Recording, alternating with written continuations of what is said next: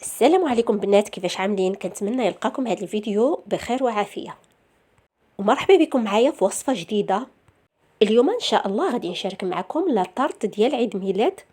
غادي تنجح معكم 100% حتى ولو اذا كنتو غادي تعملوها اول مره، بمقادير مضبوطه وسهله، وفوق هادشي كتجي لذيذه بزاف.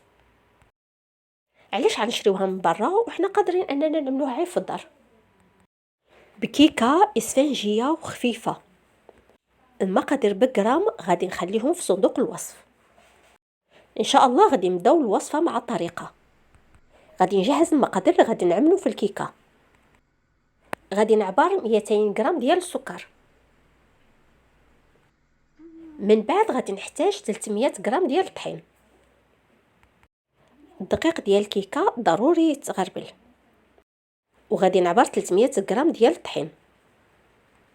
وغادي نضيف عليه كيس ديال الخميره وواحد رشيشه ديال الملح. هاد الشاصي ديال الخميره كيحتوي على 15 غرام.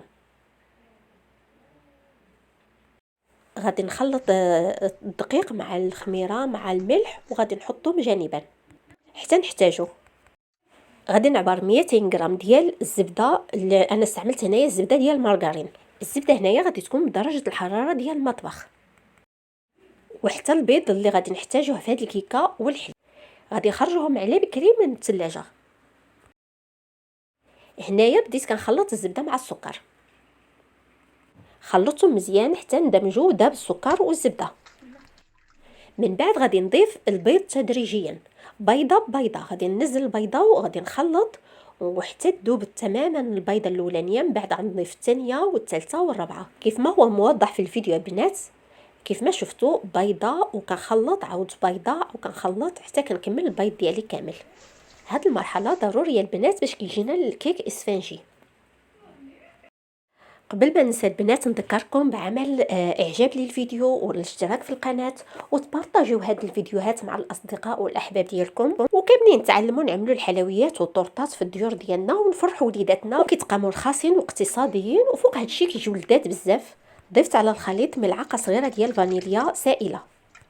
من بعد بديت كنعبر 125 مليلتر ديال الحليب. المكونات اللي غادي نعملو في هاد الكيكه ضروري تكون بدرجه الحراره ديال. بالنسبه للحليب ما عملتوش مره واحده، وانما ضفته تدريجيا على الخليط.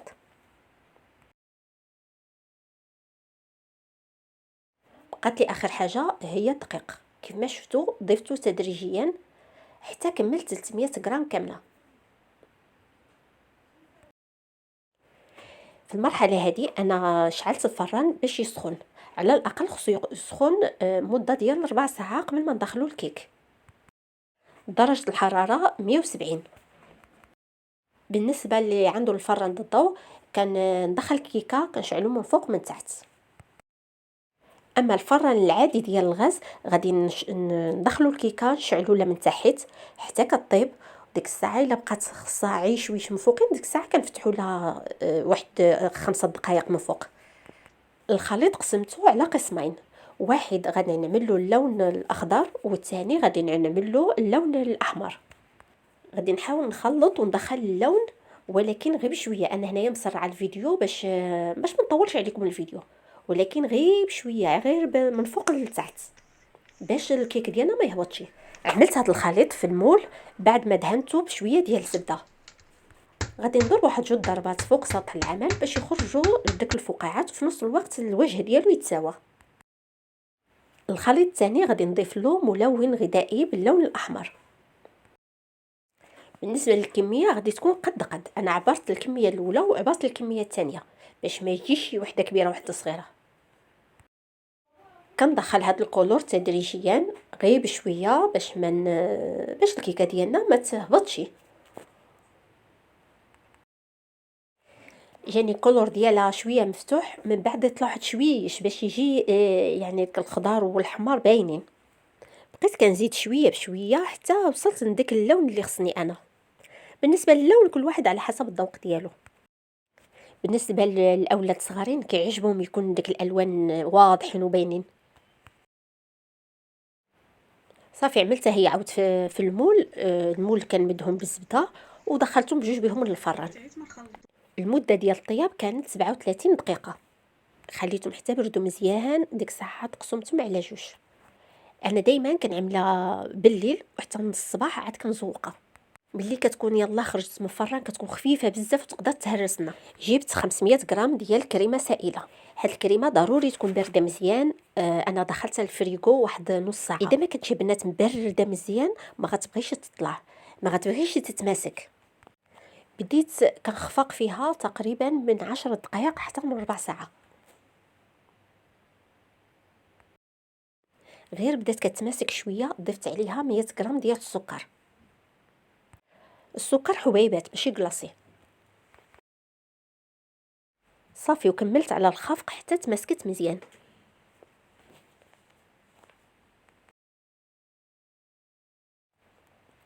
دخلتها واحد 5 حتى ل10 دقائق للثلاجه باش تزيد تتماسك. على ما يدمن خويت الرخامه وجبت الكيكه باش نبدا نزوق. عملت الطبقه الاولانيه في الخضر، من بعد غادي نعمل الطبقه الثانيه في الحمر والطبقه اخرى في الخضر وحده في الحمر.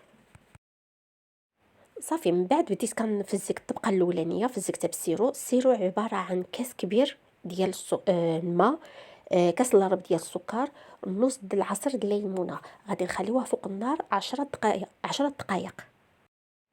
غادي نخليوه يبرد، من بعد غادي نسقيو به الكيكه ديالنا. بالنسبه للطريقه الاولى عملت السيرو، من بعد عملت الطبقه ديال الكريمه، من بعد زينته بشويه ديال التوت. بالنسبه للتزيين كيبقى اختياري، كل واحد واش اللي كيفضل. تقدروا تستبدلوه بالمكسرات يعني الكركاع، اللوز، البيستاش، كل واحد شنو كيفضل وعلى حسب المقدره ديال كل واحد. بالنسبه للناس اللي كيعملوا لي طارت في الدار ديالهم، هاد السيرو يعني كيوجدوا كميه كبيره، ماشي كل مره غادي نوجد انا السيرو. كنعمل كميه كبيره وكنحطها في الثلاجه. النهار اللي كنعمل الطارطه كيجيني ساهل، كنهزو كنسقي به الطارطه ديالي كيجيني ساهل. صافي بقيت كنعمل واحد كولور خضار، واحد كولور احمر، كولور خضار، كولور حمار، حتى ساليت مع 4 طبقات. وكل طبقه كنعمل كميه ديال الكريمه وشويه ديال التوت.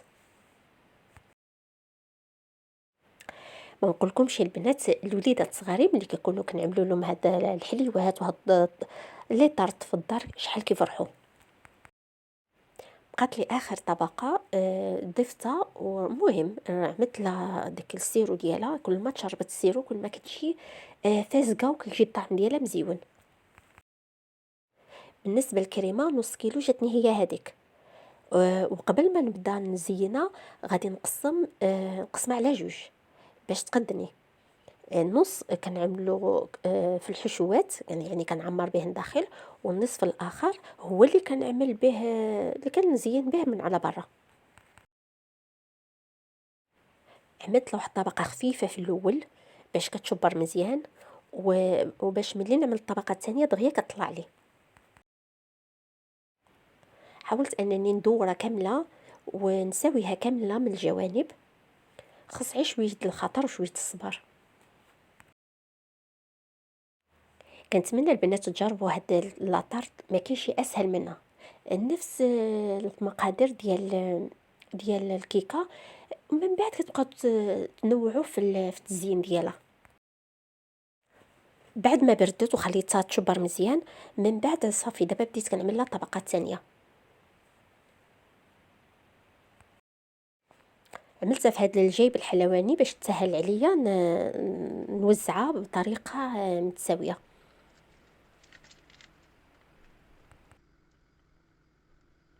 بقات لي اخر مرحله حاولت انني نسويها، وكنحيد ديك الزياده ديال الكريمه. من على برا عملتها عاديه، عملتها سامبل، غير شويه ديال الفرميسيل في كولوريس، عملتها غير شويه رشيتها هيدا من الحواشي وصافي. بعد ما زينتها خليتها تقريبا واحد 2 ساعات في الثلاجه، ضروري تبرد وتتماسك مع بعضيتها، ودوك المكونات اللي فيها يندمجوا مع بعضيتهم وصافي. كنت شاركت معكم واحد الوصفه ديال الطورطه نفس المقادير غير هي شويه مختلفه على هذه. غادي نخلي لكم الرابط ديالها في صندوق الوصف اللي بغى يدخل يشوفها.